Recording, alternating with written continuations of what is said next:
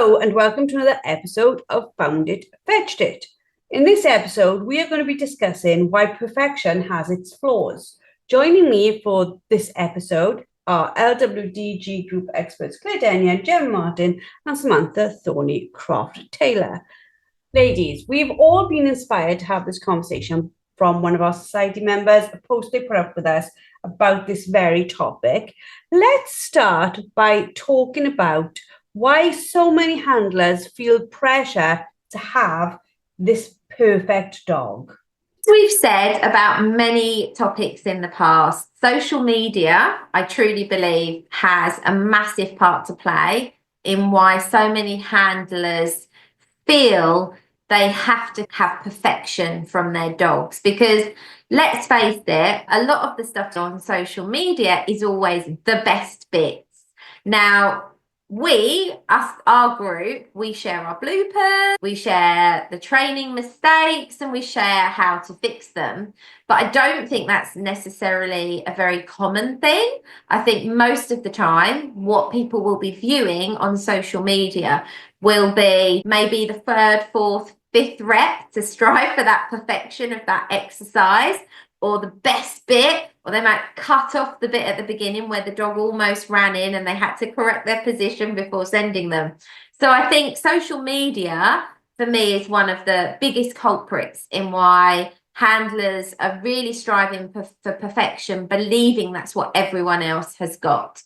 Yeah, I think you're right, Claire. Social media is massively to blame, especially when people are like putting up videos of their 6-month-old dog doing X, Y, and Z, and people are like, God, my 6-month-old dog doesn't even walk to heel yet. How is that being achieved?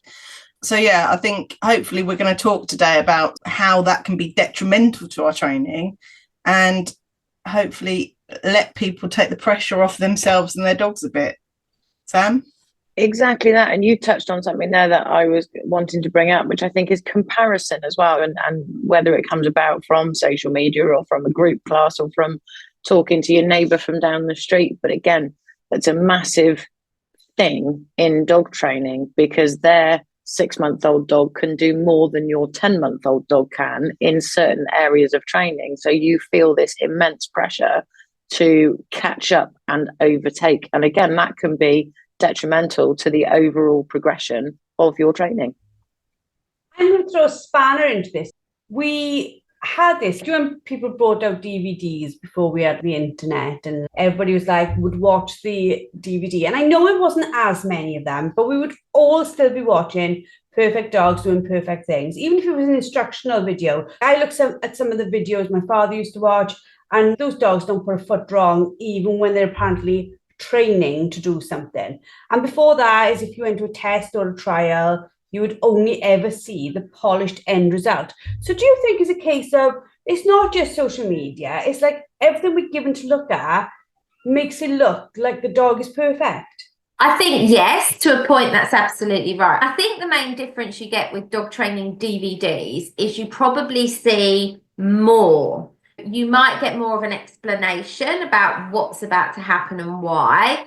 And although, yes, they were generally showing in the DVDs some good stuff, I think the problem with social media is you get such a short time frame to show something. So it's much more difficult to explain, this dog has been doing this for 6 months. And so this is 6 months into his training in this particular piece, and what we've done before this is X, Y, and Z, and now I'm going to show you that. So although you're still seeing pretty much a polished, finished look, there was a lot more explanation as to what was happening before that to get the dog to that point. Whereas on your social media clips, you've got less than a few minutes to show what you want to show. So it is literally this clip of this. And I think that's a little bit why I quite like using a before and an after clip. So maybe showing a little blooper and then a finished thing, because I think that's a little bit more realistic, but you just don't have the time. So I think although with the DVDs, yes, you got to see polished stuff, there was a bit more explanation that the dog had been doing it for X amount of time. Sam? Yeah, and I think also it's a lot of it is because obviously each dog has their own individual unique personality, their quirks, their flaws, and their strengths. And it doesn't matter whether you watch a short clip on social media or whether you watch a longer DVD or video or anything, YouTube on the internet.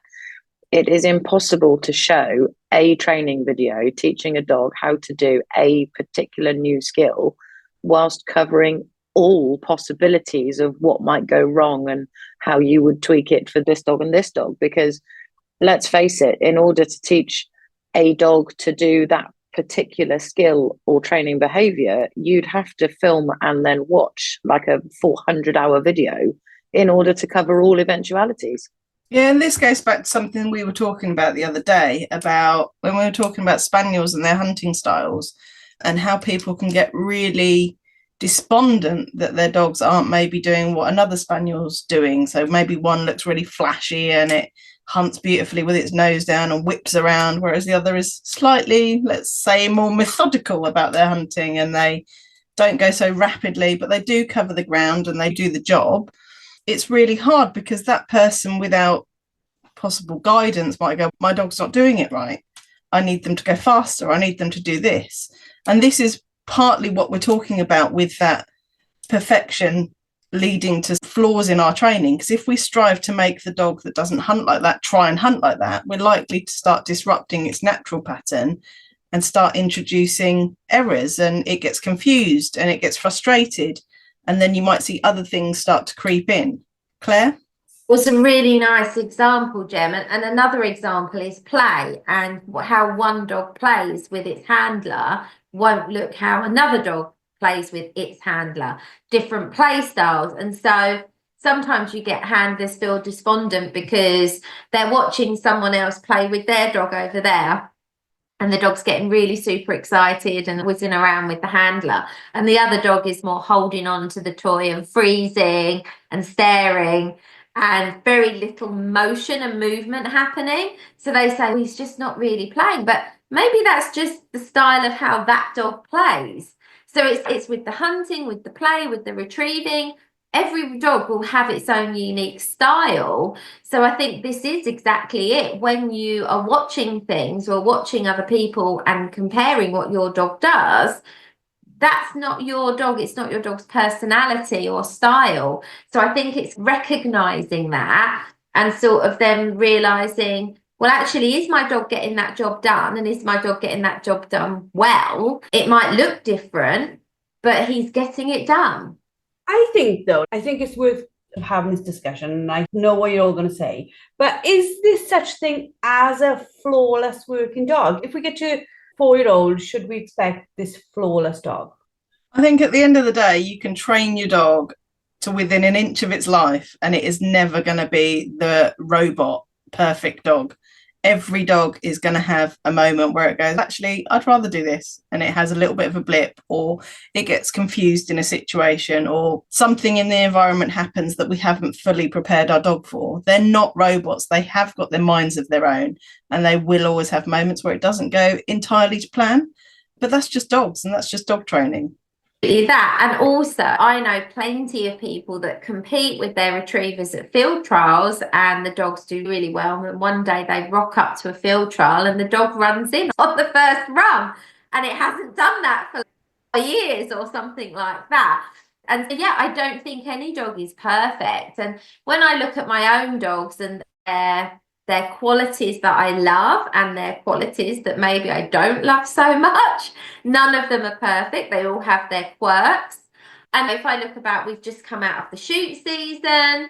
At the end of last shoot season, the things I had to fix at the end were very different to the things I've got to fix at the end of this shoot season. So I made a mental note at the end of the last shoot season that during the shoot season with Rose, I was going to not forget her straight lines in training in between shoot days. And I was going to still work on this and still work on that. And I did all of that. And I haven't lost my straight lines. Whereas last shoot season, at the end of the shoot season, I had no straight lines left. Now this year, I haven't lost my straight line, but my steadiness has gone kaput because of the amount of runners that she's picked. And I had it for more than 3/4 of the season, and then the last couple of days, yeah. And I'm not saying like she was really unsteady and running all the time, but she wasn't reliable on her steadiness. I think your dogs aren't perfect, and depending on what you're doing with them, and if you're working them, and what you're training on, stuff's going to come up, and they are dogs, they're not robots. And I think it's really important to remember that we're not perfect as well. On a day-to-day basis, we change massively on how we interact with our dogs. Some days we are full of drive and motivation, and we're like, I'm going to get out, I'm going to do this, I'm going to make sure I set this up right. Other days we're probably just not on it as much, and we might not give the command in the same way, or our body language is totally different. And I think it's really important that we need to remember that we're not perfect either. So it's unfair to think that our dog should be perfect. Sam? Exactly that. And I think Claire tied in quite nicely with a point that you said before, Jem, in that she made a mental note at the end of last season what needed working on, but then the other variables changed. There were more runners to pick this season. So maybe that wasn't an issue the previous season, but that's the issue that's brought up the problems this season. So bringing into account that humans aren't perfect, dogs aren't robots, and you can't control absolutely everything in every environment, you cannot expect there to be absolute perfection everywhere you turn. The thing is, I think when we're striving for perfection, it literally does make it so much more stressful, doesn't it? Because when Dad trained me, I use the word trained loosely, he just said basically do what I do. It was so stressful because he was training for trialing. He was very quick to correct an error. And I think if you've got somebody who's trains that style, then they're going to be very quick to not have a go at you as a handler, but they're going to be like, sort that out. It's going to be very fast. There's going to be no room for error, because if you're going to compete, you don't want the errors. And I think that became really stressful for me. If my dog like literally looked the wrong way, I would be on my dog. And then now, 6 years later, I'm probably completely the other way. I'm probably a little bit like I should be on my dog. I'm far more chilled out. Probably I need to find the middle ground myself here. Does that make sense, Claire? Yeah, it makes absolute complete sense. And I was having a really interesting conversation with two ladies that I was training today. And they both had very individual things they were working on with their dogs. And in some ways, their dogs are quite similar. And in other ways, their dogs are not similar at all. But both of them had two very unique individual issues that they were working on with their dogs. But although the issues from the outside, as they were telling me, seemed very unconnected, they were totally connected. So with one of them, the lab has a little bit of an issue with wanting to hunt on and look for something else when it's picked one thing and thinks there might be another out there, and also struggles with the stop whistle when it's hunting. Both things are completely connected. The other dog lacks a little bit of confidence on distance on blind retrieves, but equally has a little bit of an issue with her stop whistle. And because that handler had been working really hard on both of those things, those two things were basically like knocking heads. So she was working on the stop whistle, so the dog was becoming more responsive to the stop whistle, but in doing that, the dog was becoming stickier on the blind retrieve. So I had to sort of explain to her there are two different problems that are totally connected and creating one kind of solid issue. Your dog is sticky on the blinds because she thinks you're going to stop her. So she was like, oh, I hadn't even thought about that. So I said they need to be in separate training sessions. And then I switched it round and I said, but how important is that you have a super biddable dog who really wants to please you? Your friend has quite a headstrong, hard hunting dog who doesn't want to do those things. And I said, so sometimes you've got to look at, and this is the comparison thing, isn't it? They were looking at each other's dogs and the differences in what they were doing and wanting a little bit of what each other had, and without realizing the benefits of some of what they had versus the pros. Does that make sense? Yeah, absolutely. And I also think that this sort of like aligns to something that you have all told me, which is I've seen sometimes you guys make mistakes on purpose with the dog to teach her something else. And then I'm like, that's such a more chilled out way of doing things, where if I was so petrified of making a mistake, I couldn't see that what you're trying to tell me is helpful to my dog, then I would hold my dog back. For example, with Sam, when you told me to get Ella to jump up on me to deliver, like that's like a mistake. I don't really want to jumping up on me. That's not what you encourage a gun dog to do. But that one mistake corrected another behavior that was said, and then we could correct quite easily the jumping up on me. Exactly that. And I think I've said probably on multiple occasions, sometimes you have to create a problem to fix a problem. The balance, if you like, is finding or creating a problem that's then not going to be a massive issue to fix, rather than creating a massive black hole that you've got to try and climb out of. But that also, I think it ties into the handler's learning style as well, and how they learn and their experience level. And that's not to say that a novice person can't train a novice dog, because that is totally untrue. You can. But a lot of people will take advice that's given or things that they've seen as absolute gospel. And that's where experience, or having an experienced person or trainer or friend to help you out, can help just break up the issue into, like Claire said, those little points, and say, okay, you see this as problem 1. I see this as problem A, B, and C. And it all is involved in problem 1. And it's just people that see a thing and go, that's gospel, that's absolutely how I have to do it, cannot then break it down or even see that actually it is just the dog's own unique style. It's almost their handwriting style, if you like, where they go, do you know what, this is the personality of the dog, that's how it does it. The end result is the same. And it's not like we've gone the whole way around the globe to get there. It's just taken a slightly different route to the dog next door. Jem? Yeah, and I think when we don't have the ability to break down all those points, we end up putting a lot of pressure on ourselves to correct that one point. And then that one point becomes not just the little issue that it was, it becomes this massive thing. And the same with our dogs. So I've been having to be mindful of pressure, both on myself and my young dog lately.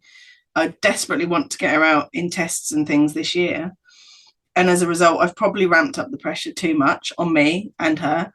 But she's not a dog that copes well with pressure, as many dogs don't. So I've had to adapt what I'm doing with her in order to cope with that pressure. And if I'd just been set on, I need her to have a really pretty out and back on a blind, then I know that pressure would have ultimately set her up to fail, and I'd have created bigger issues. So at the moment, our out and backs aren't necessarily pretty on a send out, but she goes in that direction, finds what she's supposed to find, brings it back.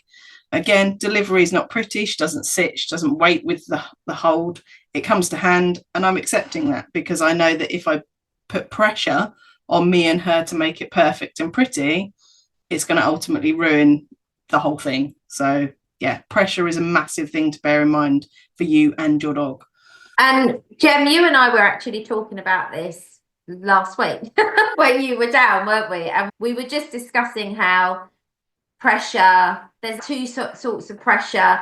Not putting too much pressure on that you ruin something that's going quite well and you want it to evolve naturally, but equally putting enough pressure on that the dog learns how to cope with a bit of pressure and learns to be a really resilient dog that can handle stuff. But equally, you said, because you shared, obviously on the group, you shared that little video and you said all of that, but then you were very quick afterwards to say, yeah, but hang on, that doesn't mean I'm not working on those things individually, but I'm just not working on them in one set.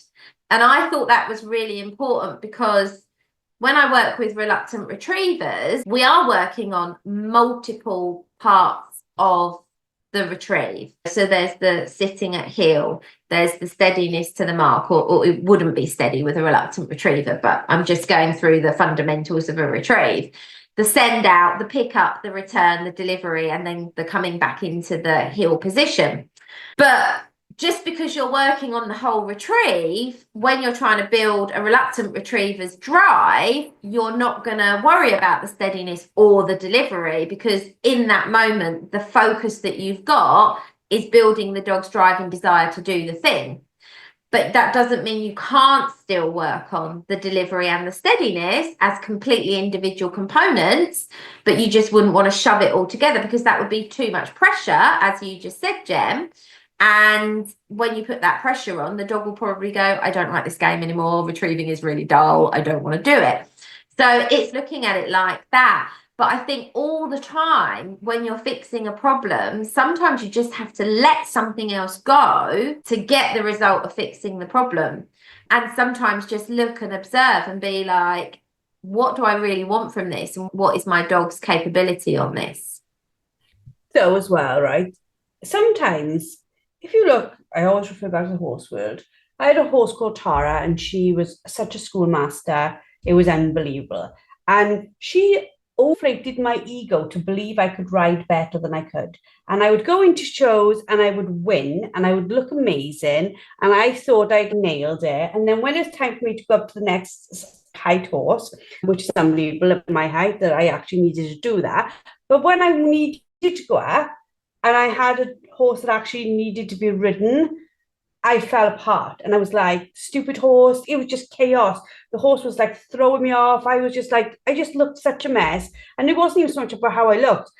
It just massively damaged my confidence because my confidence wasn't an actual truthful confidence. I thought I was better than it was. And then when I found out it wasn't, it was massively damaging to me. So do you think like for handlers and dogs where they've really come through the problems and they've learned to problem solve together, that it makes like this really strong, adaptable relationship where they both can face anything that's really thrown at them? I think having that approach and having to work through it to get there is actually a really valuable part of dog ownership and dog training. But I think what you've just described there about the next height horse and feeling previously like you'd nailed it is very similar in the dog training world to crossing environments.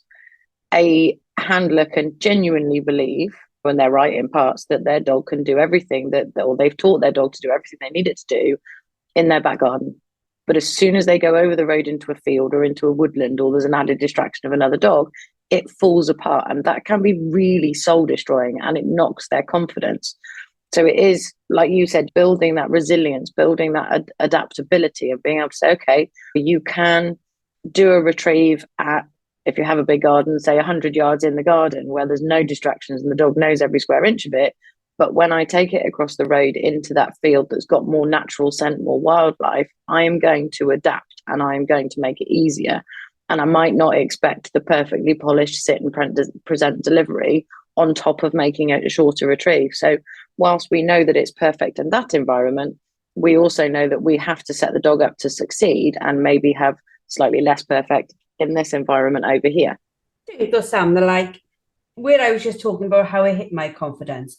Do you know where you've got a bit of a, let's call it a flappy handler all over the place a little bit? That can do the same to a dog's confidence. So they are like all over the place, and then the dog's a little bit like, what's going on? It can, and it's not always in terms of the owner's scared, so the dog's got to be scared. But sometimes the dog can just be sat there going, I don't really know what's going on. And because the owner is, to use your phrase, flappy handler, they're not giving clear and concise instructions to the dog. So it does have, a lot of the time, a knock-on detrimental effect. Sometimes, don't get me wrong, you get a dog that is so in tune with their owner or with their job that they go, I've got this. I know what you need of me, so I'm going to carry this for both of us.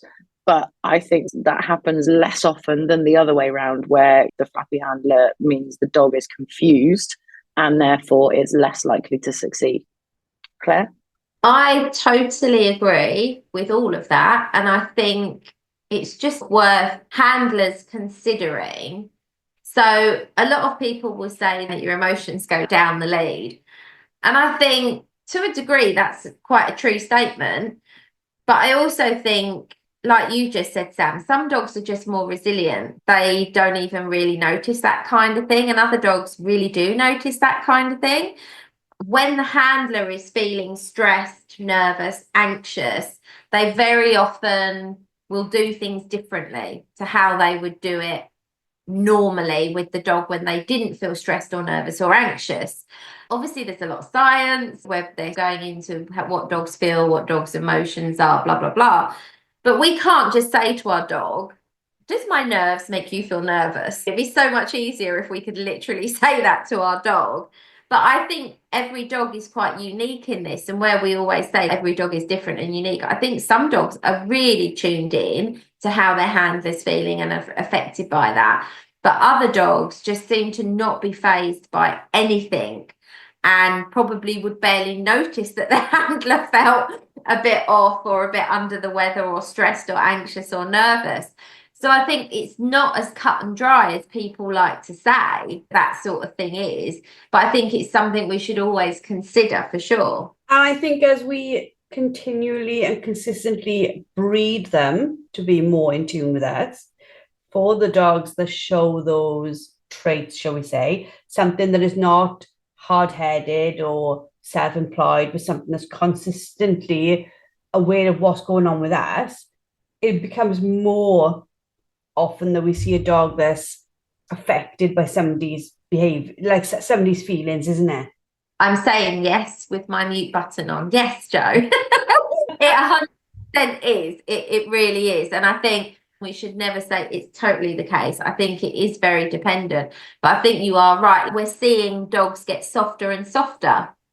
And we're seeing more dogs that struggle with just not as resilient about life, more affected by life. So I think we have to consider these things when we're training the dogs. And then if you've got a dog that's not as resilient and you're striving for that perfection and you're putting this pressure on the dog, it's just a bit of a vicious circle. Yeah, and I think that's one of the things that actually as humans we have to take accountability for, because let's face it, we choose the breeding. If we want to breed our female dog, then we pick the stud dogs to go with it. And if we are breeding for the traits of being more in tune with their handlers and having a more biddable personality, all that sort of stuff, then we do have to take accountability and make sure that our training styles are adapted for it. What Claire was saying about dogs feeling about you being under the weather there, I remember a couple of years ago when I dislocated my knee, I had one dog in particular that wouldn't leave me alone. They picked up on the fact I was slower, I was walking differently, and I was probably going, ow, every now and then. And they would just literally attach to me and go, what's wrong, Mum? How can I help? What's different? And then I had another one that basically looked at me and went, hurry up, woman, come on, what's taking you so long? And I think that kind of, again, it shows through in their personalities and their breeding and how affected they are by how we are. And going back to what I was saying about us taking accountability, it wouldn't surprise me at all if at some point the breeding gets changed again. And instead of trying to get softer dogs, we then try and get more hard-headed dogs again. And things normally do a full circle eventually.